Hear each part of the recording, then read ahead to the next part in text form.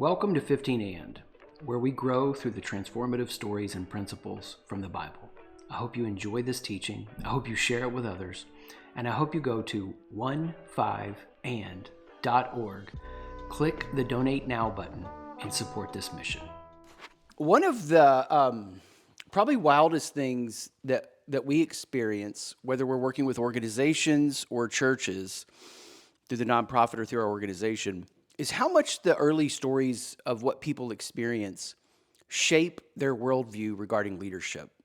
They don't even always know it, but it's the experience that they have at certain points that hooks into their brain that shapes how they show up under pressure when the stakes are high, when these things show up in their lives that cause them to feel insecure.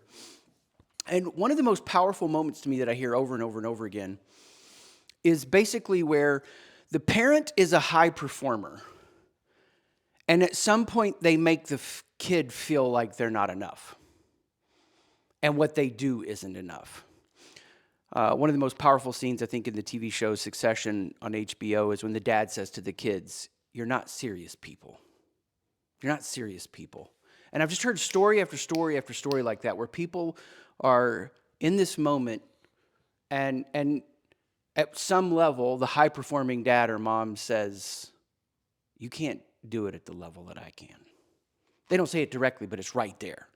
I'm remembering, and I'm changing details to protect the innocent, someone coaching them. They had 3 businesses, and dad's a high performer, and dad was doing something for his business and didn't hire the son's business to do the thing. And it was a simple thing. It wasn't like a nepotistic situation where the son couldn't do it. He did it at a very high level. He's like, "Dad, why didn't you ask me to do this? We could have just taken care of it for you." "Well, son, there was a lot on the line on this deal." So we're in a series called Heaven Now. And what we're doing in this series is we're looking at these moments in our lives that shape our worldview as leaders. We call them identity fears in the way that we think about it. And these identity fears reflect something we're missing in the moment that we need it the most.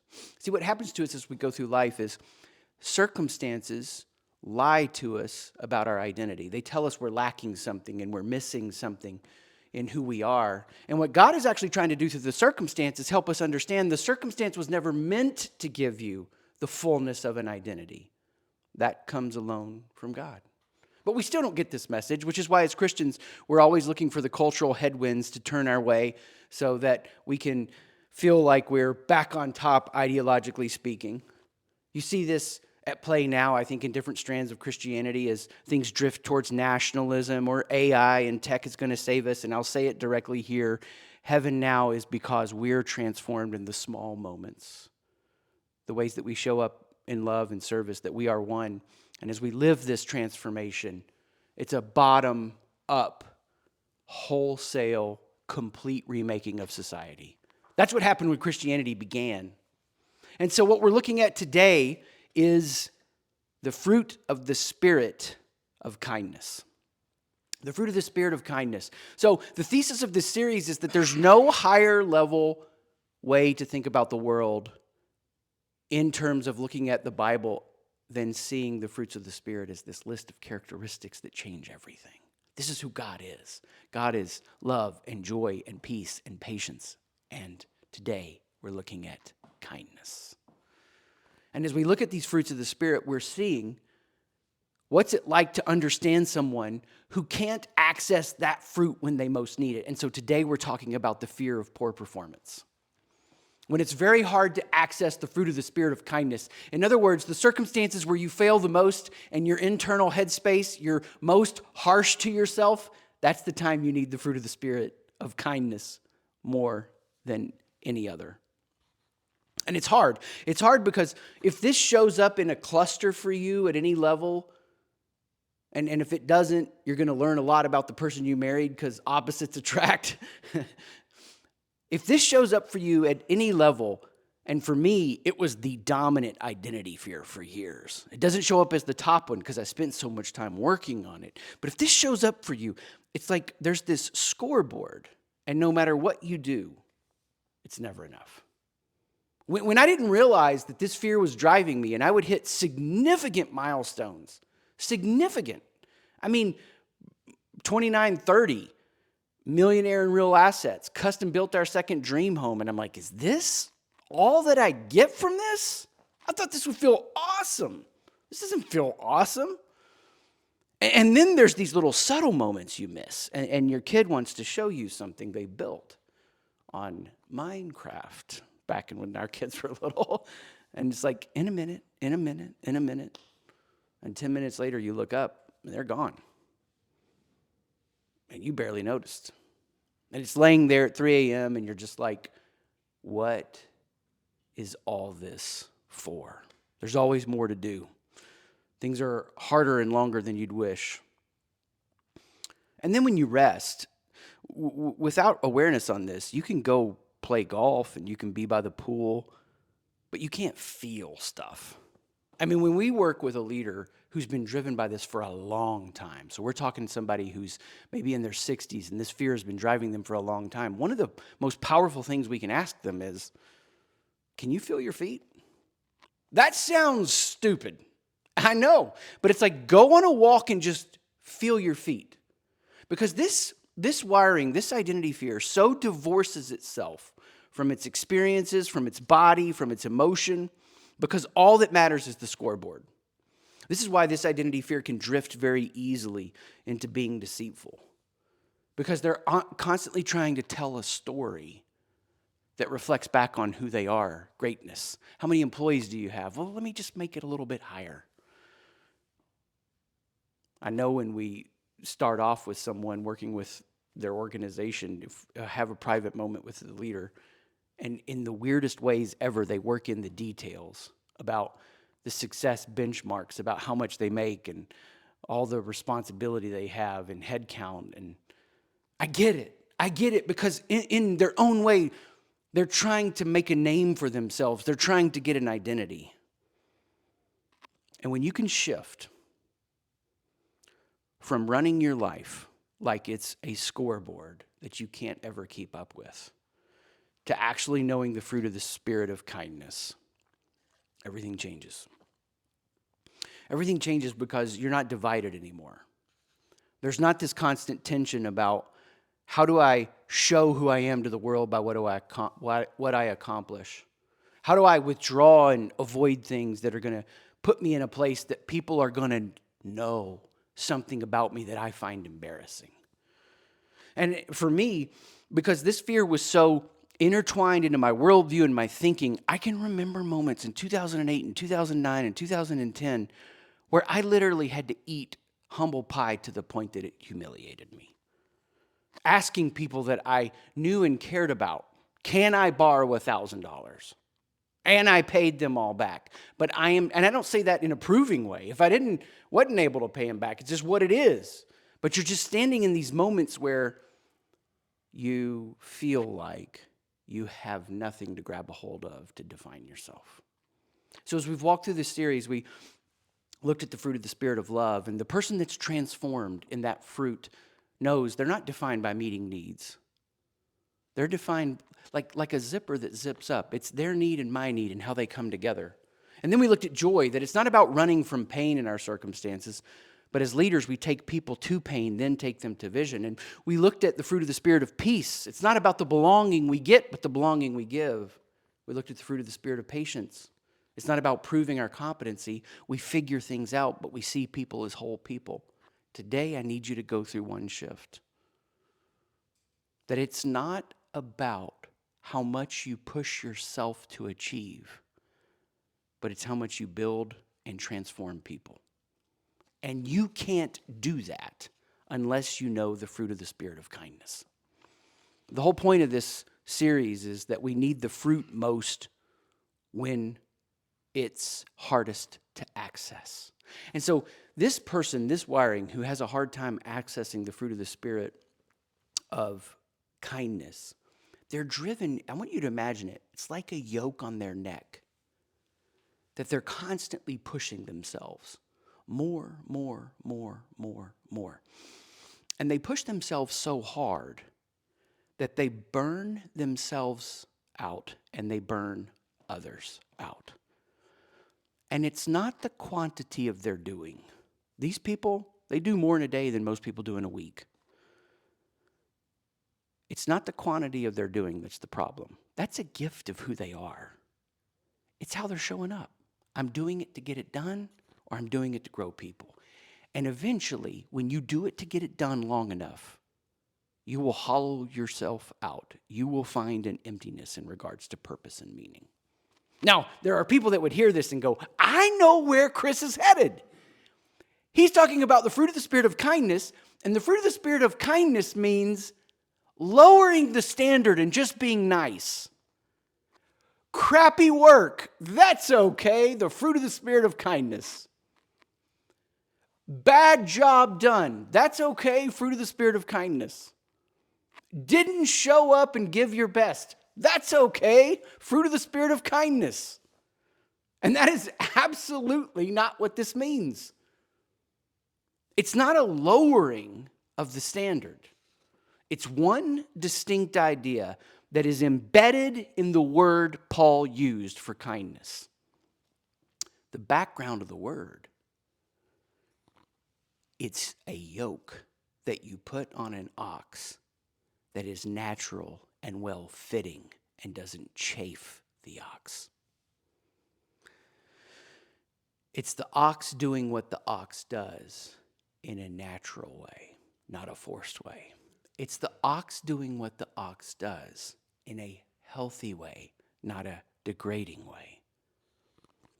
Over and over, I found myself, while I was having the light bulbs go off around this fruit of the Spirit, I was raising kids. I've got 3 daughters in their 20s now. But when they were little, the answer wasn't to say, it's okay if you drop kick your sister in the face. Fruit of the Spirit of kindness. It's okay that you were at their house and you didn't call us and tell us about the change plans and get home at your curfew. Fruit of the Spirit of kindness. No. I love you all the time. Don't ever drop kick your sister in the face like that again. I love you all the time. If you miss curfew like that again and there's no good reason, you're going to be grounded. The fruit of the Spirit of kindness is a well-fitting yoke. It's you knowing your lane. It's a celebration of personhood without lowering the standard of performance. One of the most powerful stories in the New Testament about this is the story of the prodigal son. I can't think of a better story to show you the emotional quality of this. Because the prodigal son, he's got to go figure his stuff out. He's got to go find the emptiness of it all. And so he goes and he finds the emptiness of it all. And the father doesn't go to the pigsty and get down in the mud with him and say, fruit of the Spirit of kindness, I love you, buddy. No, the father waits for him to come to his senses, letting him find the emptiness of it. Now, once the son's heart turns home and the son is coming home, what's the father do? And this is not what a Middle Eastern father did 2,000 years ago. The Middle Eastern father is emotionally removed and sits in the house and says he can come to me when he's ready and he can bring his speech. And I better hear a good, solid, groveling and apology or he's not accepted. And so the son knows I got to get my speech together. And the son gets his speech together. And before the son can finish it, as Jesus tells the story, the father stands there and the father does what no father would do then. Sees the son coming, doesn't care about the speech, doesn't let him finish it, runs to him. That's kindness. It wasn't a lowering of the standard. It was a celebration of personhood. And if the son wasn't ready to come home, he wasn't ready for transformation. Now, I can't think of a better biblical example to walk you through of someone who epically failed at this fruit of the Spirit than the character Solomon. So I'm going to give you some ups and downs in Solomon's life. I'll be reading from the text. You can read along if you want, but I am going to move kind of quick through this story. Solomon had all the resources. I mean, for people that have the identity fear of poor performance, I'm wired up like this. If somebody was like, could you use 10 million to grow Site Shift in a crazy way? I'm like, yeah, we'll turn it into 100 million. While we're talking, do you have 100 million? We'll turn that into $1 billion. Dreams for days. vision for days. Solomon had unlimited resources.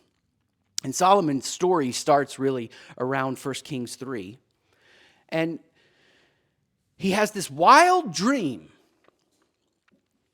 And in this dream, and dreams are such shaping influence in our lives. Carl Jung said, if we're not actively working in our imagination, our dreams will try to give us a message. And so he has this wild dream. And God says, I'll give you whatever you want. What do you want? And if you look at the text, and it's really powerful, I'm going to read a couple of parts to you from 1 Kings 3 because I'm captured by how profound the interaction is. And I think we miss it sometimes. So Solomon, during a night in a dream, I'm reading out of verse 5, ask for whatever you want me to give you. Solomon answered, you've shown great kindness to your servant, my father David. He was faithful to you and upright in heart. You have continued this great kindness and have given him a son to sit on the throne to this day. Now, Lord my God, you have made your servant king in place of my father David. But I'm only a little child. I don't know how to carry out my duties. Your servant is here among the people you have chosen, a great people too. So give your servant a discerning heart to govern your people and distinguish between what is right and wrong. For who is able to govern this great people of yours? God, would you give me, can you hear the prayer here? I don't think we get this biblically.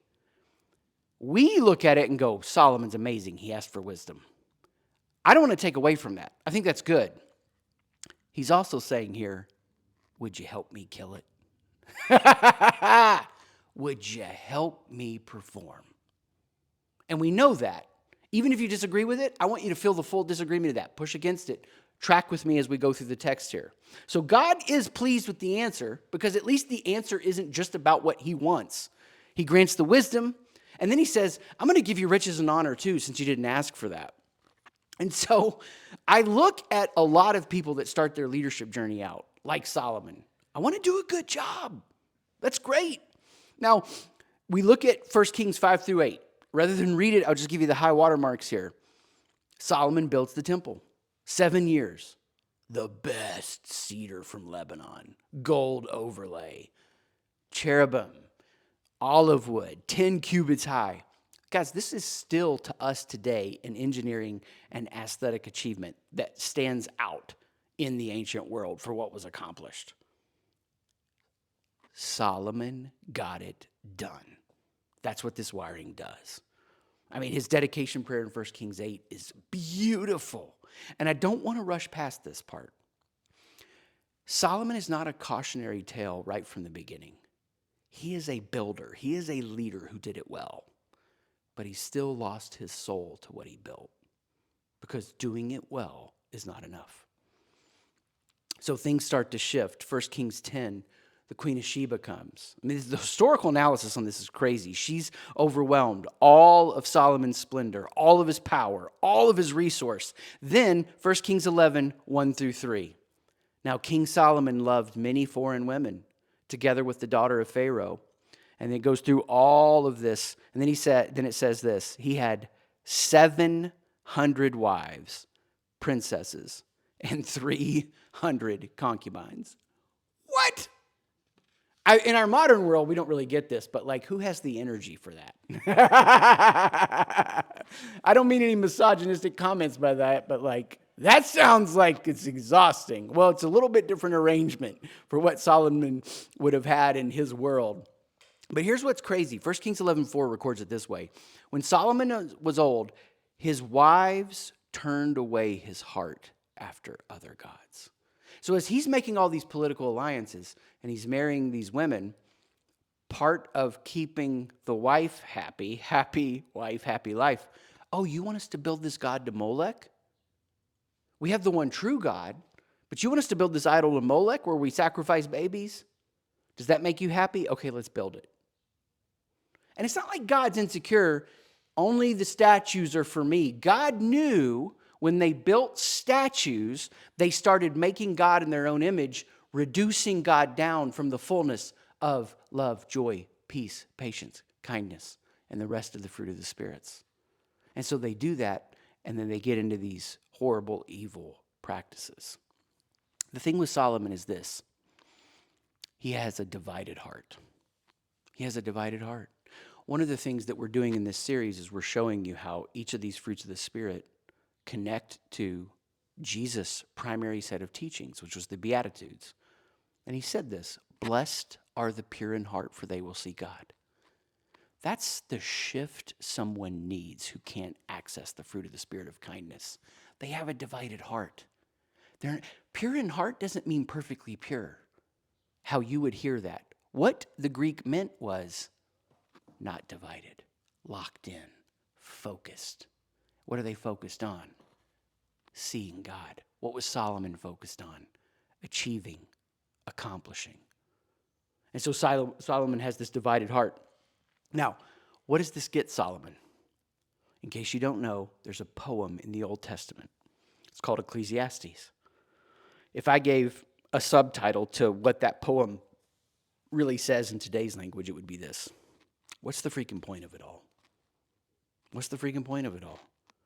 Because Solomon got it. It was a little bit of what I had when I was sitting on that deck of our second custom-built dream home, and I'm like, is this all there is? I had nothing like Solomon's experience, but Solomon's experience is like, I have all the knowledge, I have all the women, I have all the power, I have all the wealth. Is this all there is?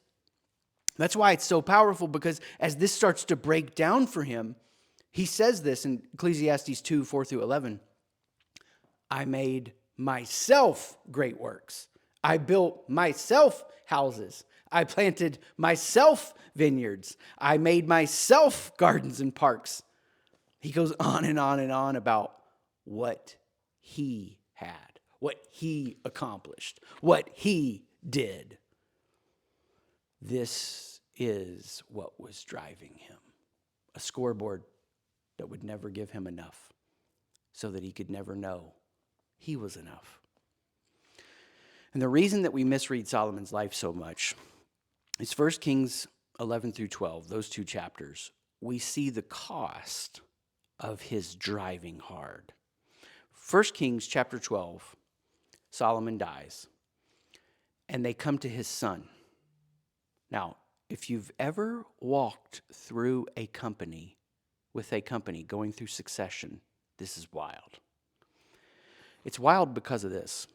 Oftentimes, when the child takes the company from the father or the grandfather, second or third generation, they're going to go to one or two directions without the transformation of God. One direction is this. They're a complete idiot. They don't know what it took to build that thing and get that momentum, and they blow it all up. Or, and again, there's positive stories. We see those. We help walk people through transformation. I'm talking about the negatives. They're an idiot. They can't lead their way out of a wet paper bag, as the phrase goes.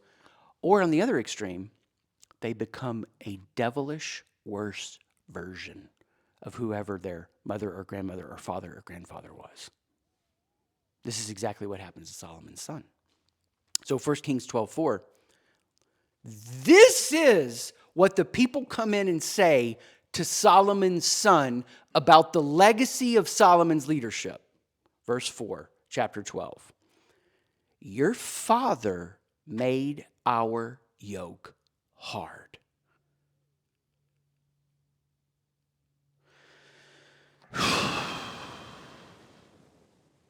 I don't think we let this hit hard enough. They're not coming in and going, your dad made our kingdom so powerful. Your dad made our kingdom so rich. Your dad put us on the map. We were nothing. That's not what your dad was so wise. Look at all the Proverbs he wrote. Listen, the fear of poor performance that can't access the fruit of the Spirit of kindness, they just live 10 times the life of someone else. Not in a good way, because they get more done in a week than most people get done in a month, more done in a day than most people get done in a week. They just collect a ton of experiences. So they do have knowledge. They do have wisdom. Solomon had a lot of great Proverbs, but they're not coming in and saying, your dad gave us such wisdom. They have one assessment, one lingering assessment of Solomon's reign, and it's this: he was brutal to us. He ran shifts of 10,000 workers, pushing them. The word used to describe how he got projects done is the exact same word that was used for how Pharaoh got projects done. Taskmaster. Not being able to possess his own meaning and purpose driven by a scoreboard, making others an object driving them, making others a part of building his scoreboard. Your father made our yoke hard. Now, therefore,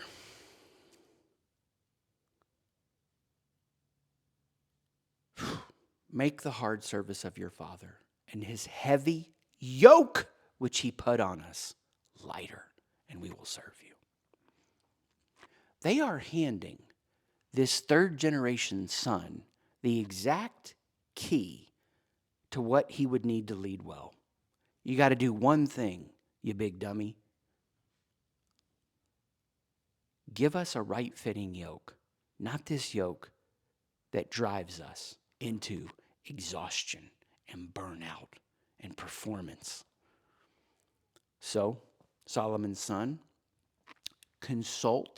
he consults his counsel, his father's advisors. And you know what they advise? They advise kindness. They advise kindness. He consults the young men, and what do the young dummies say to do? I'm not saying you're dumb if you're young, but most young leaders don't have hard-fought-for wisdom. They say, push them harder, grind them more, make your scoreboard better than your dad's. So what's Solomon's son choose? To double down.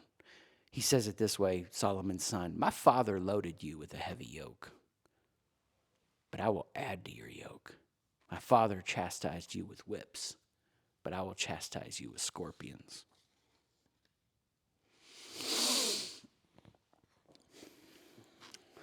Took the training of his father and made it worse, became a devilish version. And the people said, yes, because this grows in us great fruitfulness. No, he split the kingdom. He split the kingdom. There's real stakes here. The family splits, the business splits, nations split. The same man that could write Proverbs and Ecclesiastes, the same heart that asked for wisdom, couldn't stop asking. His proving engine couldn't turn off because he was good at it. You don't outgrow the fear of poor performance by getting to a place that you say, I finally achieved enough. I don't have to prove myself anymore. That's not how it works. God is working a discipleship plan in all of our lives, allowing our circumstances to not give us what we need, so we get it from God. What Solomon didn't learn is what we have a chance to learn. I have to get from God the fruit of the Spirit of kindness. My harsh internal self-talk can't be my center compass. It's receiving kindness from God.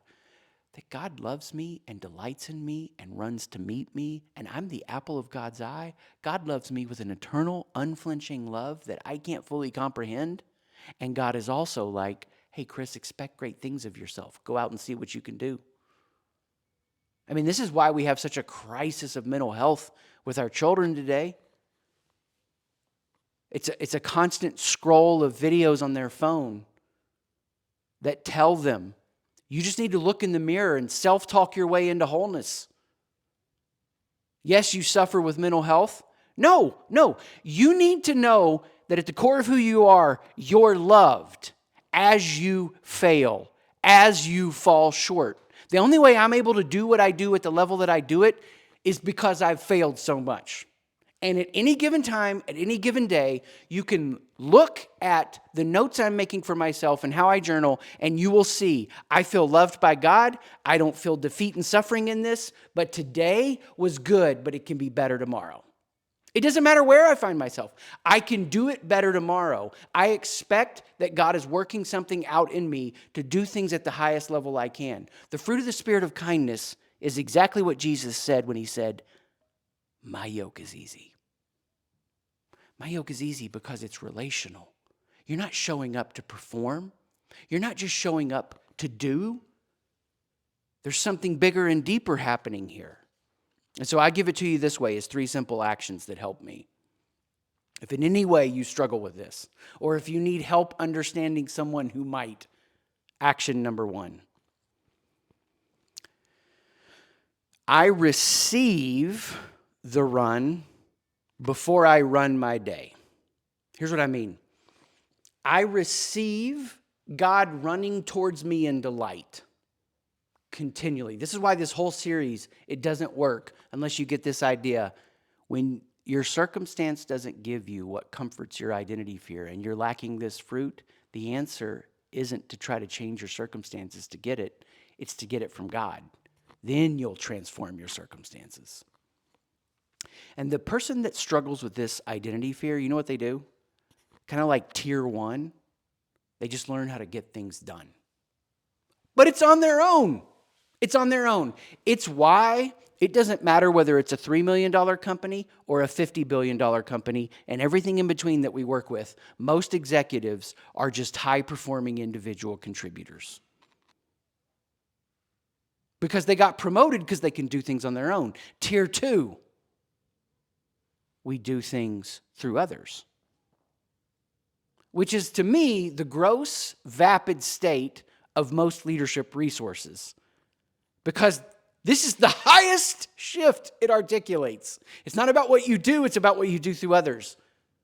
That's still Solomon territory. That's still a hard yoke. There's a bigger, deeper vision. Tier 3, we'll call it. It's what you do with others. That's not just words. That's not just words. Because when I receive the run from God, then I can run my day with a right vision. I got one job, and it's not my doing. It's how I lead and help others grow. See, here's the thing. For people that struggle with this identity fear, like all the other ones we've talked through, they offer an incredible gift. The fruit of the Spirit of love, the fear of not having your needs met, they're incredibly great at meeting needs. They just lose themselves in the process. The fruit of the Spirit of joy, the fear of not being taken care of, they're incredibly great at taking people to an exciting future. They just have to learn how to start from the place of pain and not rush past it to hype people. All of these I could build out this way. The fruit of the Spirit of kindness, the fear of poor performance, they're amazing at achieving. They just set the standard too low. It's not about what they do. It's about the transformation they see in others. And they can't get there because they're so driven by a scoreboard. You know, one of the things, for those of you that may or may not know this, that makes me sad about even in the church world where the message should be so right. I spent a lot of years in the church world.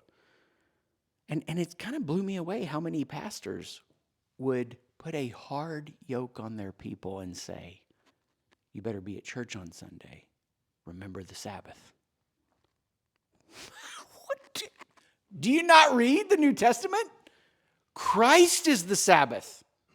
Christ is the Sabbath. I might work 7 days, not from insecurity, but out of an overflow of who I am in Jesus. I have to pay attention to the fact that, is Christ my Sabbath? And all day long I'll say our society needs healthy structures. And what Christianity provides is transformative. And for a lot of people, going to a regular gathering is powerful and helpful, but just don't mix the message. So I have to receive God running to me before I run my day. Second action that's important for me with this identity fear. I have to cut out my second motive. I got to cut out my second motive. Here's what I mean. The shift that this identity fear has to go through, it's that Beatitude. Blessed are the pure in heart, for they will see God. The identity fear of poor performance, it's always operating with multiple motives without awareness. So they're doing the thing, but they want to be seen as great or performing at a high level. So they're not just at the event looking who they can serve. They're at the event looking who they can use to achieve. And it's not like it's super devious always. It's subtle. I mean, I've been driven by this many, many, many times. And I'll say to you, if you're going through a transformative shift on this, you're not going to cut them all out on day one. I haven't. It's an ongoing process of paying attention to, oh, I wanted my wife to be happy so I could feel good, not so she could feel safe and loved.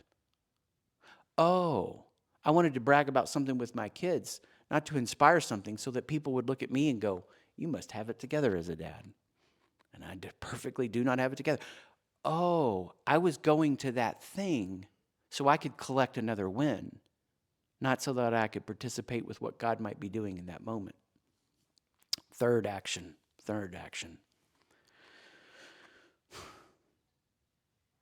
Run to people. Solomon built projects, not people. You have the roles in life that you do. You have the leadership positions you have, not so you can collect achievements, not so that you can look back at an aged place of great accomplishment and say, look at what I did. But you're able to say, look at how I saw people get transformed. This isn't about lowering the standard. That's not what kindness means. It means I know God's delight and I go give it my best to perform at the highest level, not to earn God's approval, but because I already have it. I was at a crossroads a decade or so ago. And at the time, some of you know this part of my story, I wasn't doing Site Shift full time. It was going a little bit on the side. I was also a pastor. And I remember I had this feeling. I'd gone into the restroom and we had this really cool, beautiful building, and I was coming out into our staff meeting, and I had this little feeling show up of like, I don't care if I ever lead a staff meeting again. Now, the easiest way I could describe it to you is I lost some heart. I lost meaning. That's what happens with the fear of poor performance. They can't access God's kindness, so they lose purpose and they lose meaning, and it feels meaningless. That's why Solomon wrote Ecclesiastes. And the beautiful gift of this wiring is it's so powerful at discovering their own meaning and inviting others into meaning and purpose. And that's how you change lives. You don't just build accomplishments. Now, God used all of that in my life in a beautiful way. And some people are going to hear this story and go, Chris should still be pastoring. No, I am so fulfilled. I feel like if I would have stayed in that path, I wouldn't have experienced the fullness of the impact God had me to bring to the world. It was a different path for me, and that was the crossroads God used. But if I could go back and coach that part of me 10 years ago, I would say to him this: you just don't want to stack the wins up anymore in the church world. You don't want to lead another meeting because the accomplishments aren't as fulfilling. Chris, there's a deeper vision. It's not about building the scoreboard. It's about seeing people's lives changed. It's not about building the accomplishments. It's about building people. That's what God's doing in our lives, so that we are not like Solomon, have it all, and we're known for one thing: how we burn people out. I hope you enjoyed this teaching from 15and. Go to 15and.org, share these resources with others, and click the Donate Now button to participate in funding this mission.